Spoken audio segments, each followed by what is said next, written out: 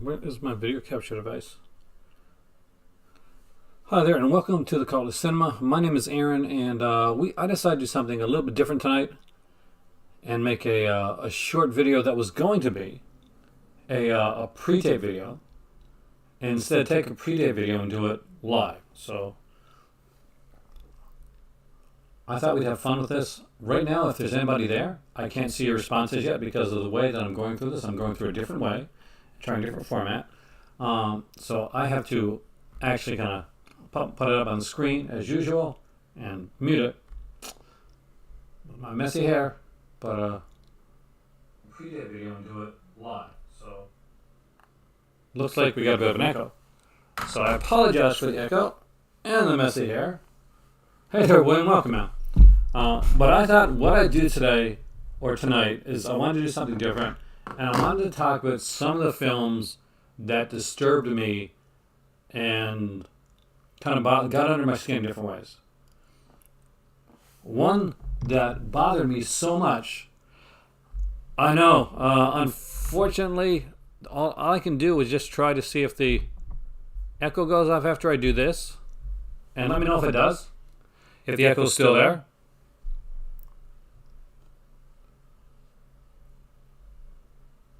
So do we still have the echo? Hey there, George. I'm going to turn this up for a second. I want to see if I still have the echo. Try to do this, and let me know if it... Looks like the echo comes and goes. So hopefully we're not going to get to this. Hopefully the echo is not going to be too much, and it's going to kind of go. For some reason or another, I can't figure it out, but I'm having an issue with an echo. I'm not sure if I need a new mic. Maybe that's the case. If that's the case, I'm screwed. But let's let's try and go and get through it. But I wanted to talk about 7 films altogether, ones that disturbed me for different particular reasons, and ones that I could or couldn't get through. And I'll get your guys' thoughts on that as well. Hey there, Ragman. Welcome out, or Gleam, I guess now. And I guess first off is the one that most people are going to mention, and when you think of movies that disturb them, and that's a Serbian film. I think what really disturbed me about, well, most people about this film, in all honesty, is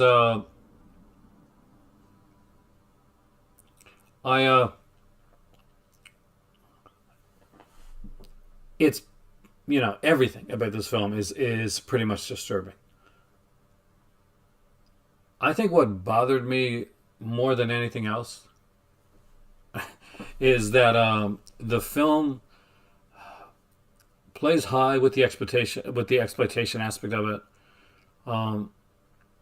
But I think the director said it was meant to be some kind of statement, like within his country or something like that. I don't know a lot about that, but I know it bothered me, and it's not one that I want to own. It's not one that I would ever watch again. And I'll be honest, I almost didn't get through the film as it was. I didn't like it, and I got actively angry with the director for making the film, which seems silly in retrospect, but I have to be honest. Exactly, those 2 parts, man. And I feel like I don't know if they were needed. Like, I really don't. Like, I know where. For me, I don't know if it was needed. Some of these are probably going to surprise you, actually. You can stay away from it, George. You really don't need to see that one, just to let you know. But the next one is a bit different. This is I Spit in Your Grave. The original one for this was incredibly impactful, and hit me really, really hard when I saw it. And I remember watching it again about a week later because it had gotten under my skin so much. And sometimes when it's something that, you know, I feel really strongly about or elicits a certain emotion, I want to go back and revisit and just see if, okay, if it's hitting me for the right reasons, or if it's exploiting the aspects of it. I don't think if I Spit in Your Grave is an exploitation film, as much as I do as a film that made a statement. And after finding out why the director made the film, and that there's way too much reality based into it, it hit me even harder. And again, now this is a it's got SA in it, so trigger warning for all these films here, guys. The remake was okay. I mean, I didn't mind the remake at all. Would I consider the remake to be more exploitation? I think yes, but I'm hoping that it's hard to say it's not when the pumped out like parts 2 and parts 3, and to be honest, I liked parts 2 and parts 3, but the original definitely, like the sequel, the what's it, Redux, the Spit in Your Grave Redux, whatever it was called, was not good, and I was really disappointed with that because it was by the same director, and it brought back the original person. So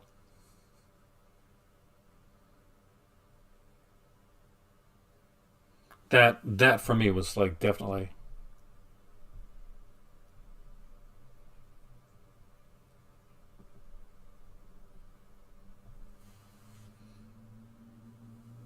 different.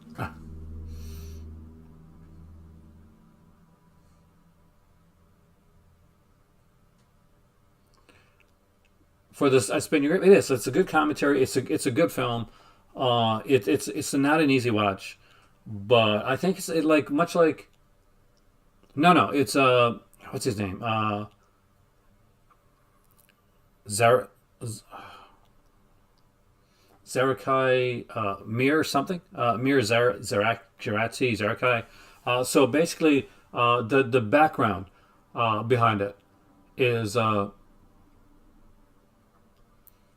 basically that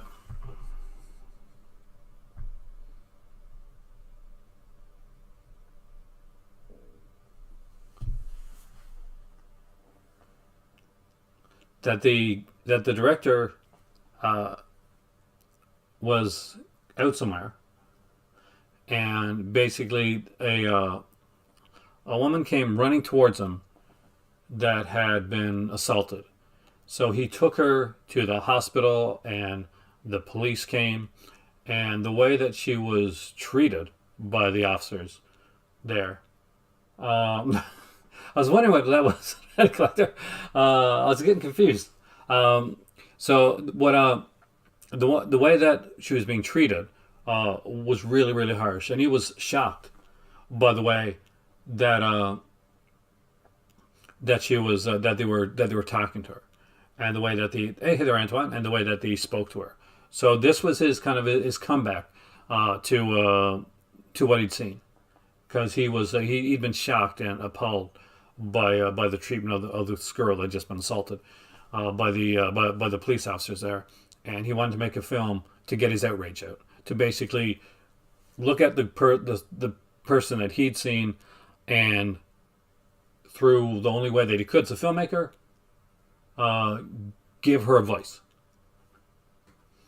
So that was the original concept behind I Spit in Your Grave. So very important. That's okay. Hi, Gibrick man. Here's one's gonna. Hey there, Neil. Welcome. Here's one that's gonna surprise a lot of people, actually. So this is a remake of a film that I really really enjoy, and I enjoy this one too. Now, this one is one of those times where I think I saw the remake first. So Funny Games is a uniquely different film, and it's what disturbs me about Funny Games is how much it really got under my skin. And there's one sequence in this film,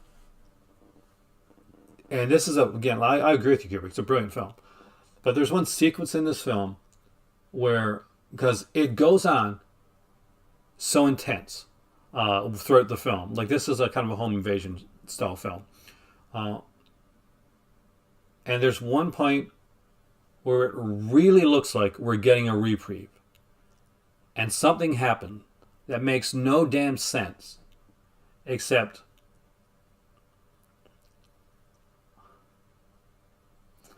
but it's brilliant. And anybody that's seen this movie knows exactly the scene I'm talking about. Where it looks like things are taking a turn and all of a sudden that happens. Don't say it. For those who haven't seen it, don't say it. But you know what I mean. You know what happens. And I couldn't believe how crushed I was, because when you think of it, like the concept of what happens is kind of, in a way, it's kind of silly. But I had such an investment that when that sequence in Funny Games happens, and it was like somebody just punched me in the gut. That's it. It really was, because I thought, okay, we've gotten to the point now. We're getting back to, it's revenge time. And again, click. For those that don't know, check out Funny Games. It's a really good movie. Both versions of them, actually. And your friend's right. When Criterion did it, they should have put both versions of it onto the. Oh no, you're not saying anything. You're not, look, because you know what I mean. But you know what I'm not saying anyway. All right. The remake is really good, Neil. I think you'll enjoy it, actually. Hostel. This is one that got me at a time in my life that I wasn't ready for this. There have been other films that I guess would be considered indie torture porn genre. The style films are mistakenly considered torture porn. I don't consider any of them torture porn, to be honest with you. But Hostel, definitely, that is kind of what it is. But when I initially saw Hostel, I was not at the greatest point in my life. I had bought it at a local video shop, and I bought it at full price. And I came back and I stayed up late to watch it on my own.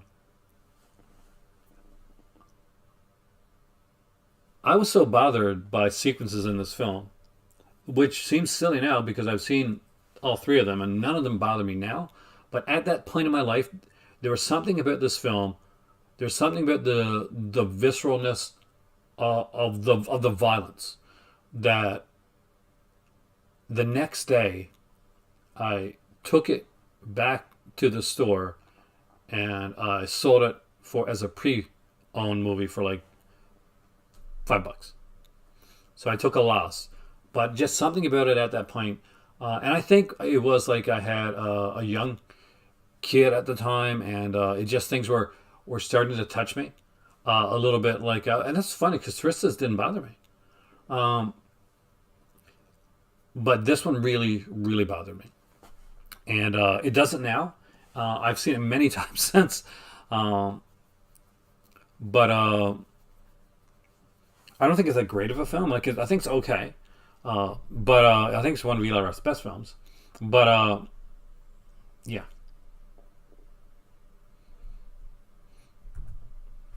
Martyrs. Martyrs is one of the most disturbing films I've ever seen. The original Martyrs. We're not talking about the remake here, yes. This film, along with, I guess, Mother, which is not on this list, is one of those films that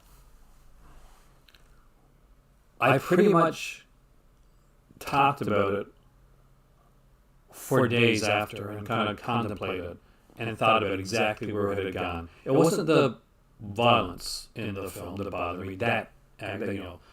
I watch horror movies on a regular basis, and so usually that doesn't bother me. Hostel was kind of one of those weird times where it just hit me on the wrong night, but it would never bother me again. It was a one-time bother. However, Martyrs. I can't do anything about talking right now, guys. It comes and goes. I'm not sure if it's my microphone or what's going on. But usually it should go away.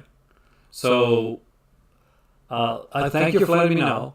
But unfortunately, there's nothing at this point that I can do about it. And if you keep the more comments about it, the more distracted I get. And so, so I do apologize. But unfortunately, at this point, there's nothing I can do about the echo. The echo should go away in a few seconds. It has before. It happened at the beginning of the video too. Thank you, Eddie. Yeah, it was the ending of Martyrs that got to me. It was the what did she say that that got to me. The thing that sorry, Kiki. Apparently, a phone fell out of somebody's hands, and one of my mods here. So I apologize. It was an accident. But if you've never watched this film, like watch it going blind. And yeah, it's the ending. The ending definitely will get you. The ending will get you because it's probably one of my favorites. Hey there, Dustin. Welcome, man. You're one of the reasons that this video is being made tonight. I'll explain it in a minute, actually. Eden Lake. Eden Lake actively made me angry. I was angry, like viscerally upset about Eden Lake. I was super pissed by the ending of this film. The first time I saw Eden Lake, I thought this is the worst thing that I've ever seen in my entire life. But then I started to gestate on it a bit. Then I started to think about it. Then I would end up rewatching it again when I got to Morocco. And my first trip to Morocco. And I realized how well the director played me. He literally played me like a violin, eliciting all the emotions and outrage that he wanted to get from me. He got it to the nth degree, to the point where I was just too upset. I had to take a step back. But when I was able to come back and rewatch it again, I realized just what a maestro of the craft that director was, and how amazing Eden Lake is as a film. And it today is up there in one of my favorites. So definitely of this genre, it is one of those, and it still gets me angry. It still bothers me. The ending still gets me every time. But now I think I can appreciate it more, and the way that it gets me. All right, the movie that disturbed me most out of all the films. And see, I initially thought, okay, it would be good for a sequel, but then I thought, no, it's perfect where it goes. It's just perfect where it ends right there. The Strangers. The Strangers is a home invasion movie. Actually, let's take that back. The Strangers is the home invasion movie. The best. To put it bluntly. It doesn't go by the wayside of setting up like, look how wonderful things are. Oh, look, this bad stuff happens. It does the complete opposite of what you expect it to do. It takes two people at the lowest point of their relationship. There's an awkwardness. There's an uncertainty. And then things get worse. I'll get to that afterwards.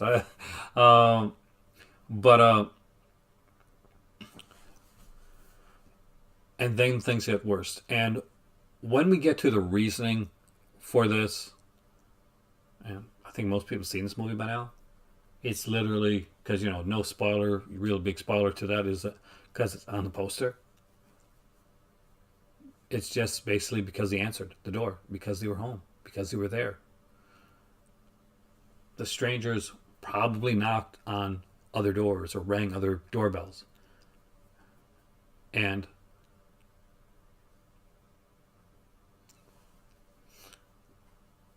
They just answered. They were there. There was no other reason. And that got to me. I think when that really, really got to me more than any other time is The Strangers was being put out uh, by Scream Factory, and we had just moved to Nova Scotia. The area that we lived in was remote. It was around 20 minutes drive from the smaller town that I live in right now. The houses were spaced fairly far apart, and it was the one time that I felt unsafe.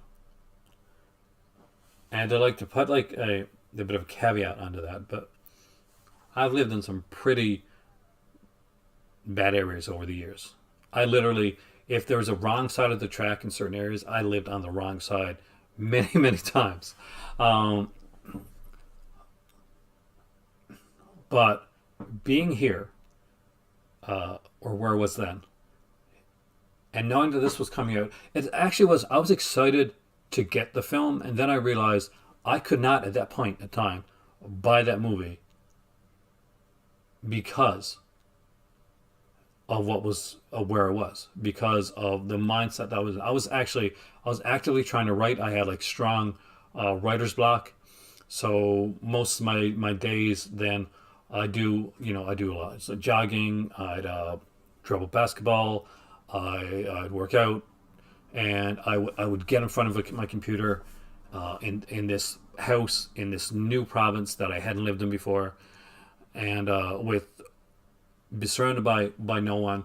And when my better half had to take like several trips to do like training sessions for people, she was training certain people.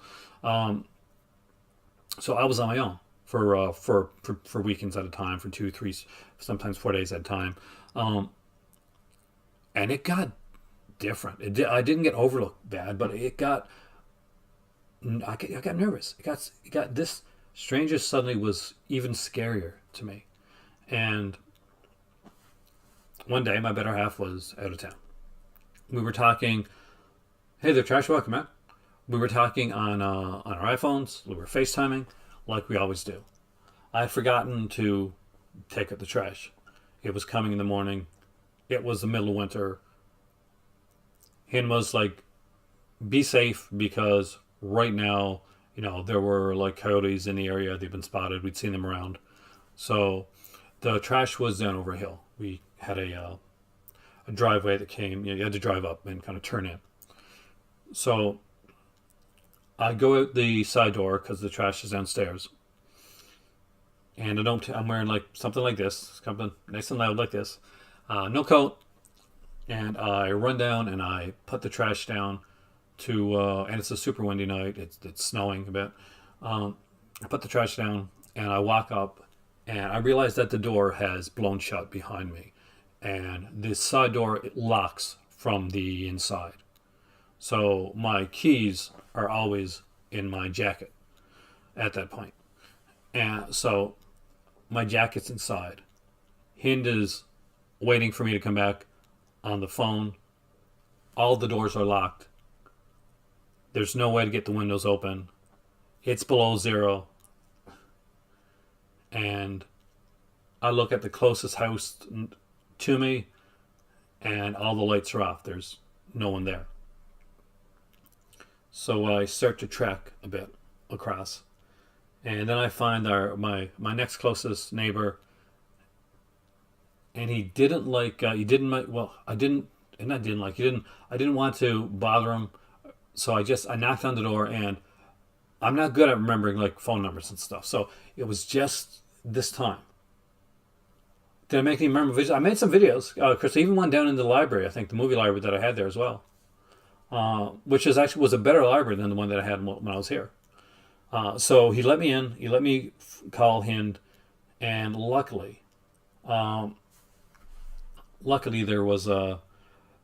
we had somebody that came and looked after the place, so they had an extra key. And they came in. They opened the door for me, and I obviously had to call him back. By that time, my phone had been plugged into charge because, needless to say, she was far away. It was bitter cold. There was Cody's in the area, and she was freaking out. But I didn't want to bother the guy. Pretty good. I saw it's a pretty good evening. So I just went back and I waited around 20 minutes in the cold in a short sleeved shirt because I didn't want to bother the guy any longer than I had to. I got fairly sick for the next few days, but obviously get better. But it was one of those things, and I was at that point where I was like, I can't. And I think I'd had pre-ordered like The Strangers at the time, and I canceled it. I only got it after I came here into town. You talk with Kevin. That's not on the list this time. This is a volume 1 for this. I want to see how this would go, and if this goes well, I'll do another volume of the movies that stirred me. Have I seen Anvil movies from Vinegar Cinema? Oh yes, I was one of the first people to buy them when the set came out. I love the Curse collection. Disturbed by Faces of Death. I was fooled into believing it was real when you were a teen. I know how you feel. I didn't get into watching the guinea pig films, and a lot of people watch those. Those were not things that I got into. There's other movies that I could definitely put on this list. So how this list came about. Well, one of the movies that Dustin got me for my birthday was Thriller, A Cruel Picture. So it had been a while since I'd seen it. And I was wondering, was Thriller going to be like I Spit on Your Grave at this point? Was it going to disturb me the way that some of these other films did?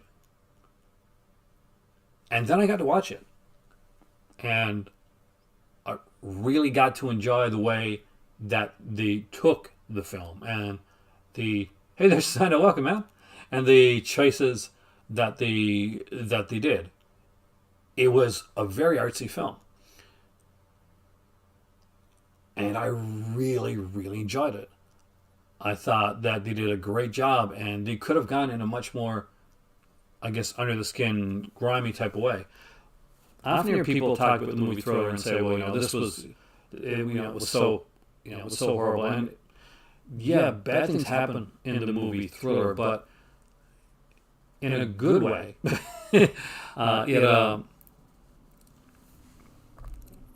It doesn't lean into anything that's gonna be super. It's not like the visceral horror of I Spit on Your Grave or Last House on the Left.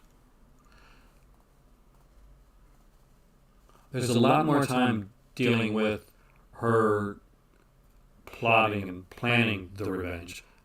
I actually really appreciated that aspect of the film Thriller. It makes more sense than something happens bad to somebody, and then all of a sudden somebody's just going, like the girl's going out there, or the guy's going out there, and they're just obviously, whether it's Rambo or Spit on Your Grave, they just have the skills to get this intricate revenge.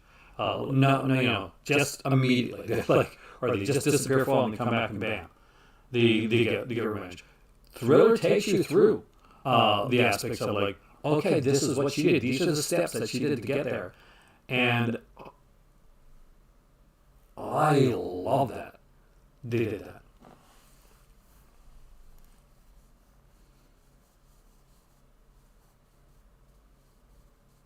But any movie that uses like real deaths, like especially even animal deaths, I'm not big on that. I will shut down those movies so quickly. Your head will spin.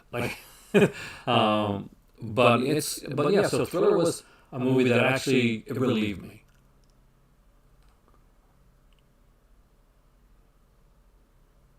It's probably because it's not just you, man. So Planet, just so you know, every once in a while, for some reason, I haven't figured it out yet.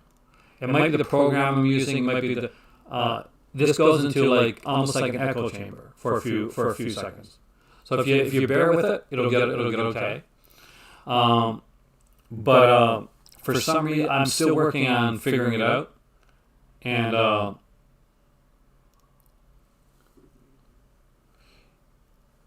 auto doubling. Maybe well, let's find out if I do. Because Uncle Al, if you figure this out, that'd be freaking awesome.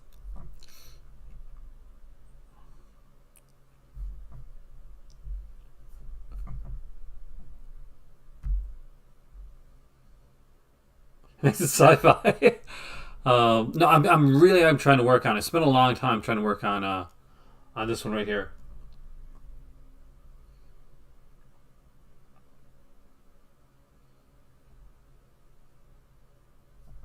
Do you believe it? Do you believe that he actually did use a corpse in the film? I don't. I think that's one of those urban legendy things. I am running a OBS studio with a blue snowball mic through my Nitro 5 computer.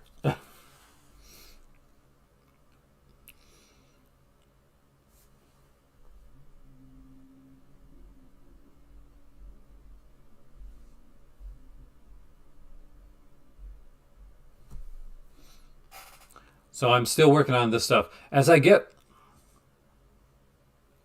to a period where we talked about like Martyrs actually. Serbian Film, I don't recommend it, Jeff. I 100% don't recommend it. I don't think people say, well, it's a nicely shot film.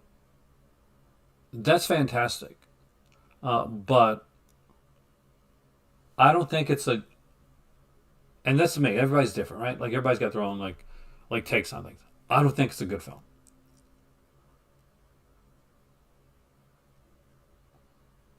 I don't think it's a place that he had to go. I thought it was exploitative, but that's me. Like some people might be on here that may be one of their favorite films.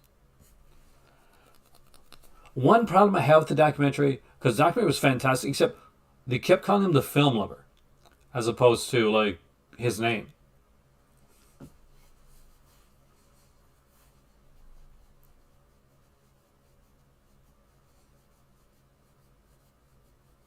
Worse than Salo. Holy crap. The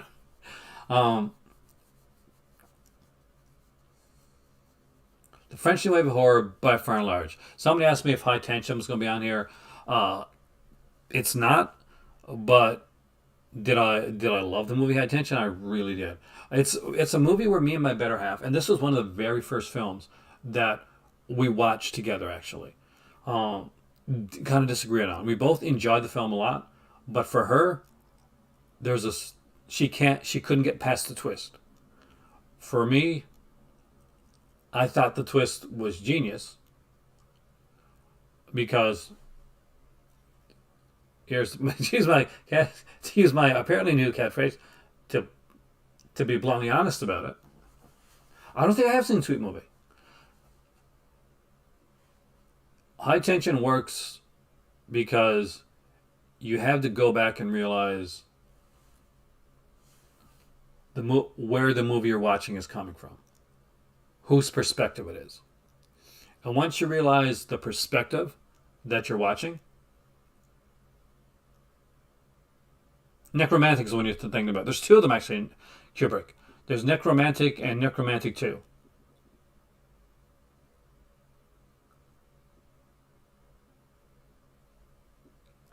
Which is weird when you think about Video Man, because he's making a sequel. So, for a guy that said that he didn't want anything to do with the release, he's making a sequel. So he's looking at making a Thriller 2.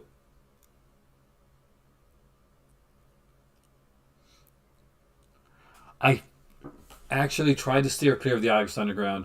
I think I had one of them at one point, but I don't think I watched them. I did watch one film, and I don't know what it was called, but it was very much,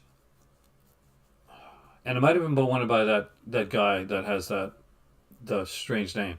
It was a very low budget film, and it was literally two people, and it was this girl that was hitchhiking, and she's picked up by uh, a very psychotic person, and the entirety of the film, it is just horrible, like torturous things that happen to her.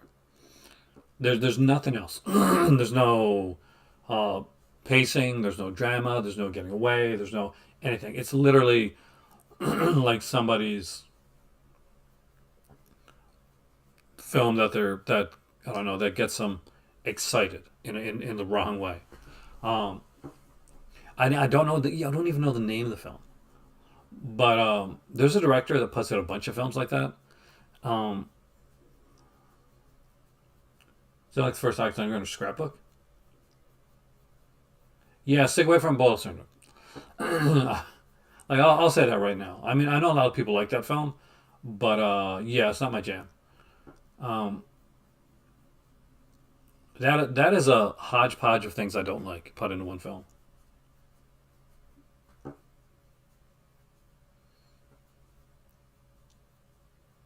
See, I don't think it was. I mean, I know what you mean because I have read Intensity. But that being said, Neil, I kind of don't think uh, that the person that made High Tension did. I don't think that Alexandre Aja probably read Intensity by by Dean Koontz. Sometimes a coincidence really just is that, a coincidence. As a writer, well, hopefully again we'll be a writer. Um, there's only so many stories that you tell. Uh, it's just taking the story and put a new twist on it. So, yikes! Oh yeah, I would not show that much. I wouldn't show the trailer on my channel.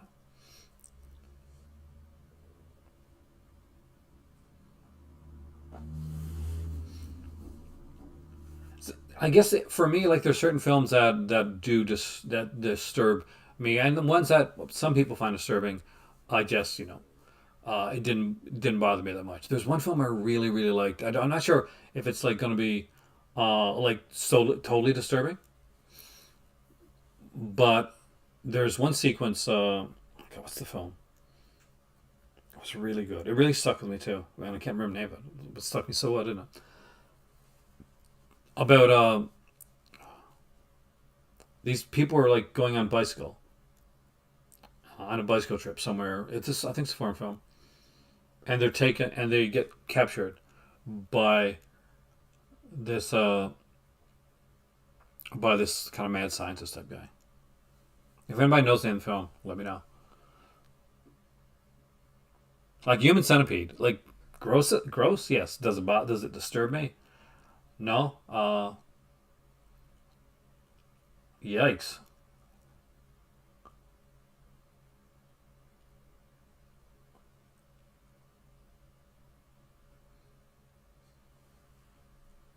Because so we get Savage Sisters, good movie. Little Saves of the Amazon, The Maze, Little Rascals Volume 6 from Classic Flicks. I'm glad you're supporting Classic Flicks. I think it might have been Into the Darkness. Oh, now I got to check.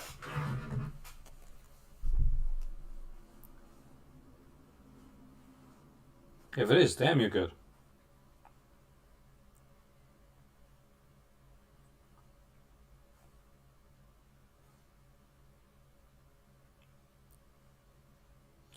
Yes, yes, it was Into the Darkness.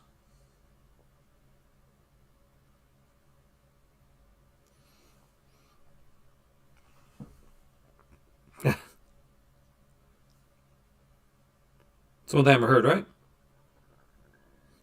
I shouldn't say her name. People get all upset when I do.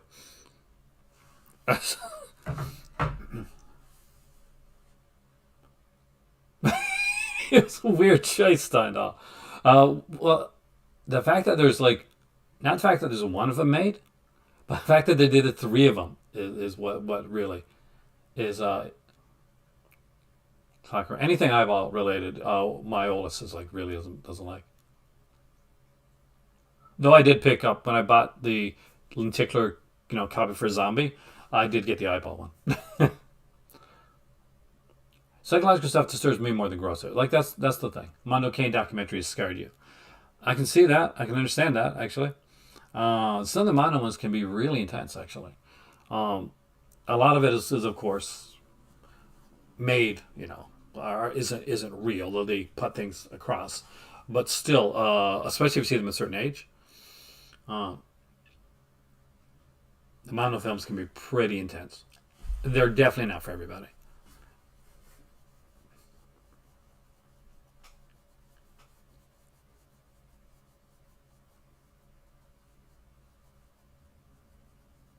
I think the film that disappointed me the most recently, that I thought was going to be disturbing, was a movie that I watched on Shutter. It was a film. What's it called? It was called Violation. Does anybody remember the movie? Anybody see the movie Violation? So Violation is a film. Yeah, that's the reason we don't have that stuff. We're not like we're animal people planet, so like we can't have we don't deal with animal cruelty. I have to watch movies ahead of time sometimes for my better half to be sure. Um, but I guess nobody else saw Violation. I was the only person that wasted like an hour and a half on that.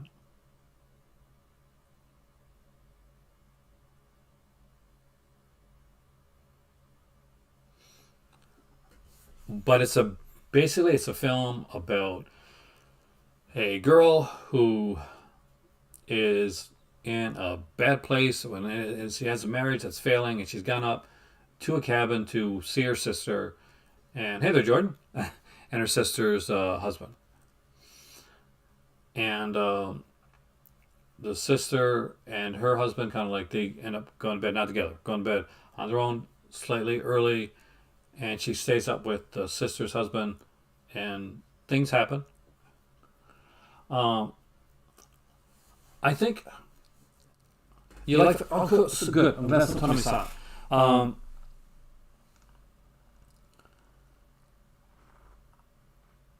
I was there at the beginning,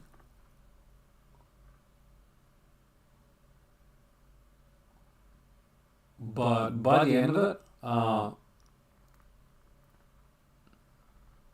no, it just lost me. No, Violation. It's a 2000s film claiming about a girl that has something happen to her, and she goes to get revenge. But I don't think no movie that yeah, movie Violations. I'd much rather watch that. That works. It is that, by the way, Kubrick. I saw your message up there. Them or was it Ills is the French title for the film. It's basically this girl. She's a teacher, and it's actually students that actually come and terrorize them. It's apparently based on a true story. I saw Stanley years ago. I didn't know that real snakes were killed in the film. I guess I was a bit naive in my youth. But if there's a bunch of real snakes killed in the film, I'm probably not going to watch. Like, and here's the hypocritical part. Like, because somebody will watch this video later on and they'll mention this. They'll say, "Don't you love Friday the 13th? You know, there's a snake that got killed in Friday the 13th." Oh, Revenge is a much better Shudder Revenge flick. Revenge is amazingly well done. Yes, and yes, there was a one snake that unfortunately got killed in Friday the 13th. But it was not one of those. We didn't see it. It wasn't one of those things where there's a big close up that we're seeing on screen. It's it was something that they didn't have to do in the movie that I didn't agree with, but I'm glad that they didn't fetishize it. And I think sometimes that's what a lot of this comes down to is when we're watching some of these cannibal films, watching some of these films that are just trying to be intense, and they put in the animal cruelty or they put in like surgery scenes that like it's if they fetishize the sequence that it gets to be a bit more disturbing.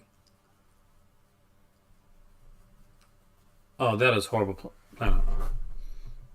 Yeah, I'm glad you told me because I had thought about getting that one actually because it's the first of their other drive-in classic collection line, and I do want to support like Scream Factory, like sorry, Vinegar Syndrome doing more of that stuff.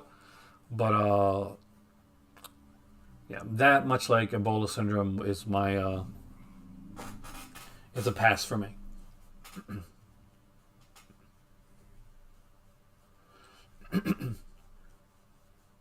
Time Traveler's Wife.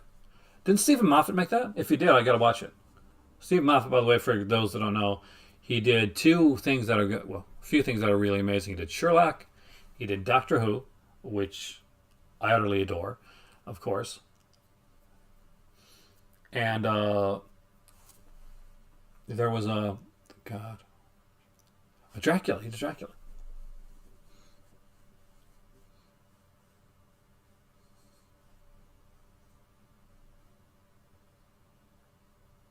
Yeah, there's no reason to kill animals in a film. Um, that's like I think I spoke with a friend of mine, Robert, who's a really nice guy, and he was talking about the movie. What's it by Michael? Was it Cimino? Yeah, one of the biggest flops of all time.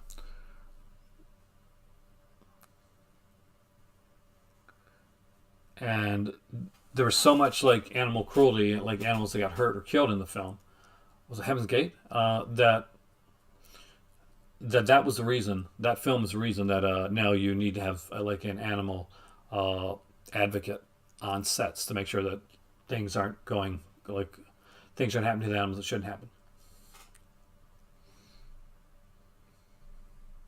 Don't know for much. I think Friday 13th is a fun one. It's a fun series.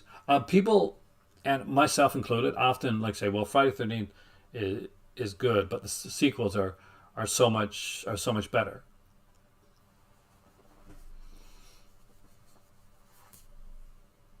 That's the thing, right? If they put Horror out on its own, Gleaming, I'll get it. um, but the thing is, I watched no year before last. Me and my cousin went went to a drive-in movie. Yeah, I think it's Heaven's Gate, man. Shutter's definitely worth getting. Definitely worth checking out.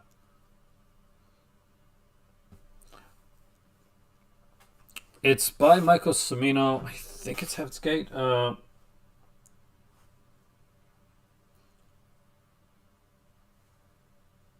of the biggest flops of all time. Should have Chris Christopherson in it. Yeah.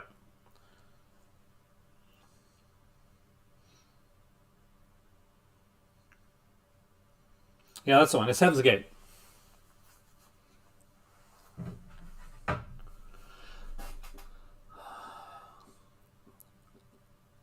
Are they put on two different Blu-rays? Like, if they're put on two different Blu-rays, like I could buy it and then I could just, toss or give away the other one.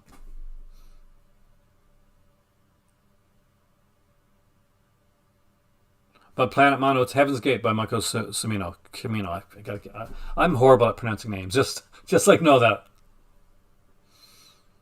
Yeah. So George, if you've never had Shutter, it's definitely worth checking out. I watched so many movies on Shutter. I 100% recommend watching Superhost, like as soon as you get it, because I am so I've watched the movie 4 times now. Yeah, I don't know what it is, but I just love the hell out of Superhost, and I've watched it 4 times. I'm not even joking.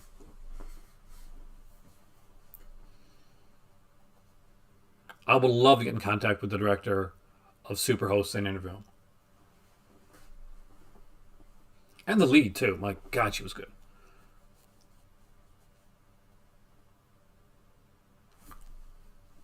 If you've never seen the movie, you know exactly what it means.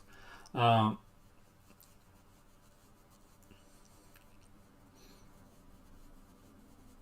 but it's different. Different things hit different people when it comes to what disturbs you. Or maybe it could be gore sequences. Maybe that's not your thing. And when you see like a lot of gore on a film,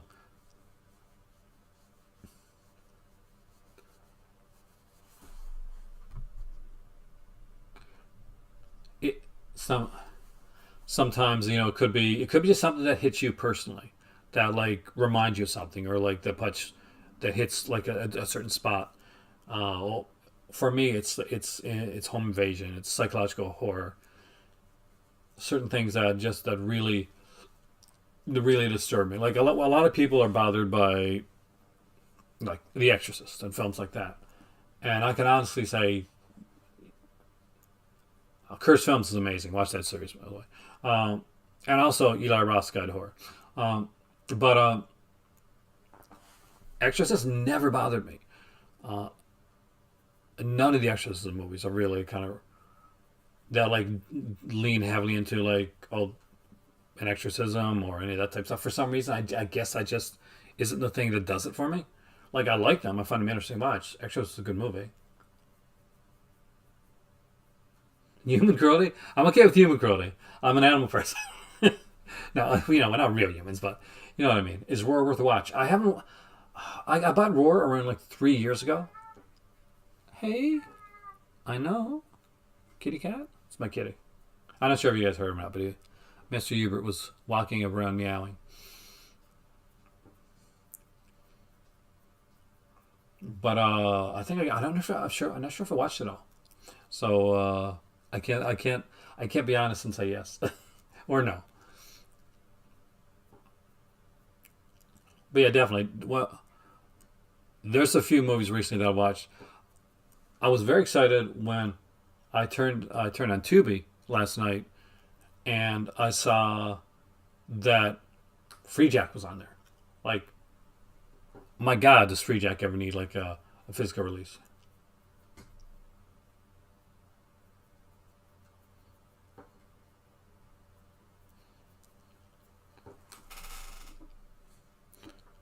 Like, there's movies that disturb me that were like aren't horror films. Like, for instance, I'd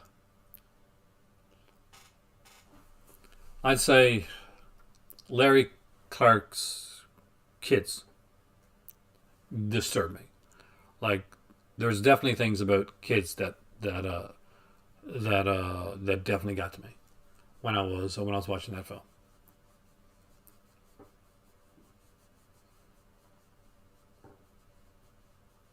Cats only playing with the humans. There you go.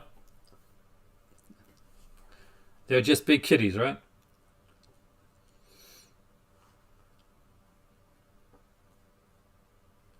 See, paranormal stuff is it's different. I'm not gonna say I don't believe in paranormal.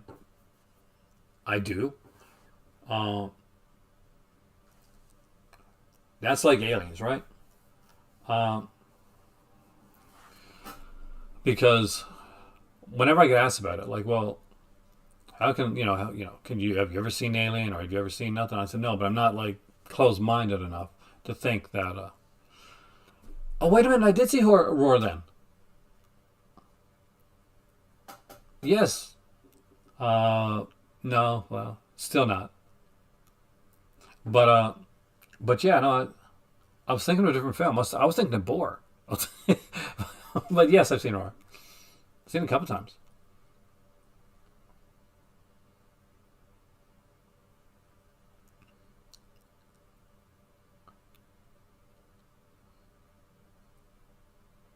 Oh yeah, this is for you.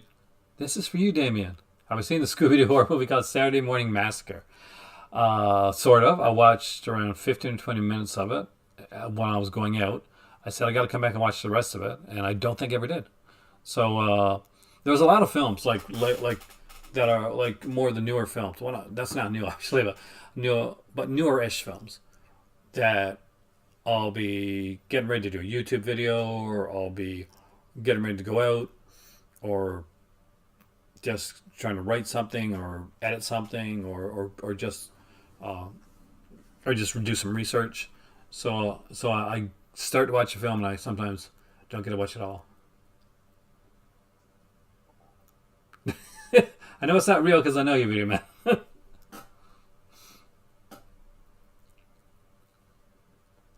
I'll definitely check it out. I mean, with Parasite, with them, was that the one with Demi Moore? It didn't disturb me. I mean, like the entity disturbed me a bit. Anybody remember that film? That one kind of got me. I don't think I'll ever be able to watch Irreversible again. Um, I'm gonna try sometime, but that's like Mother. I own Mother, and some people hated that film, but for me, it bothered me. It really bothered me. Um, so I'm like, I can talk about it for hours, but I don't know if I can watch it again. Same thing with Irreversible. I thought it was a brilliantly made film, but I don't know if I could get through it again.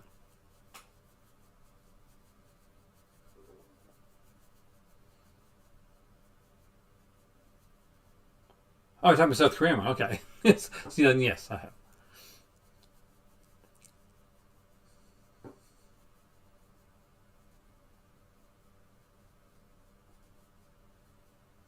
The whole film in Irreversible, but definitely that scene.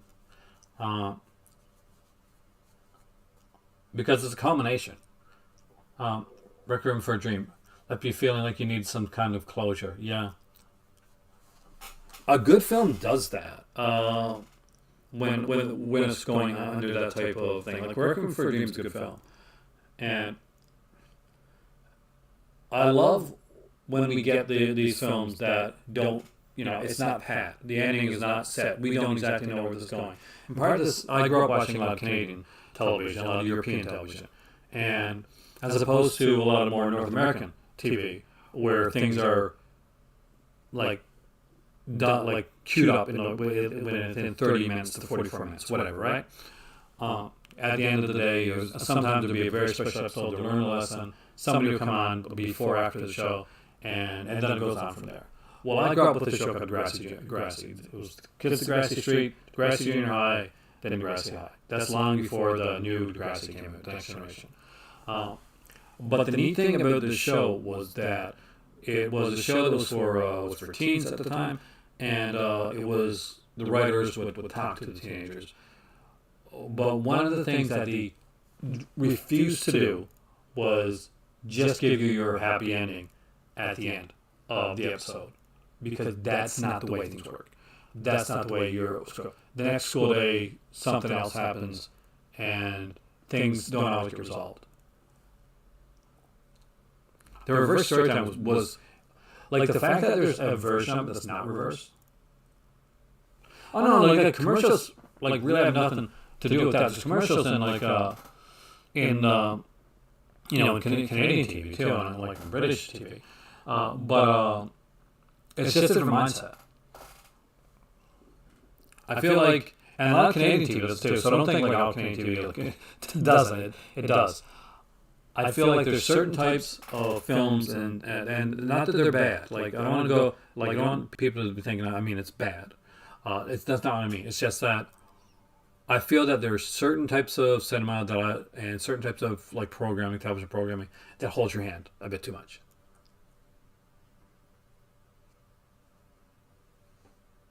I'm curious, I can never watch after the first time.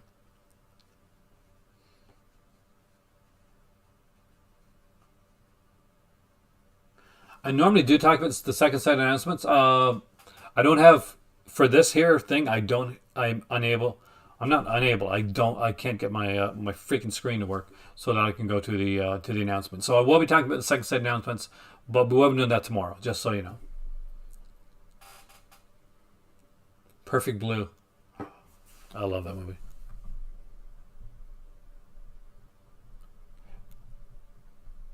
BBC doesn't know. I don't think ITV does either. Mute Witness is another fantastic film. By the way, for those that came in here and like hit the like button, thank you so much, because I always forget to do that whole like, share, subscribe thing. It's my on YouTubey thing, I guess. But I'm trying to get better at it.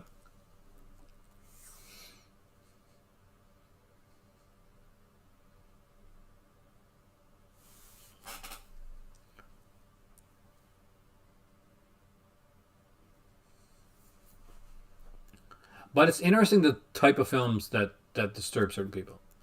Um, it kind of gets you like a mindset on that person too, which is something that I truly like get fascinated with, and just knowing how different people's minds work. Some people are saying the Tin Drum by them, Valerie and the Week of Wonders. Some people have like said that what's the name of the film now? Sweet Sweet Badass, like Sweet Sweetback's Badass Revenge, right? The opening sequence of that, where when he went to his son, like that bothered some people too. I didn't know. I've never watched the live action version of Perfect Blue, But I've only seen the anime version. I think I'm good with the anime version. I don't think I need to see the Morbid Curiosity. Maybe I don't know if it's any good, but I'll eventually check it out. All right, so tomorrow I'm probably going to be coming on here. We'll be looking at the announcements that George mentioned, and I'm sure there'll probably be more announcements by then as well.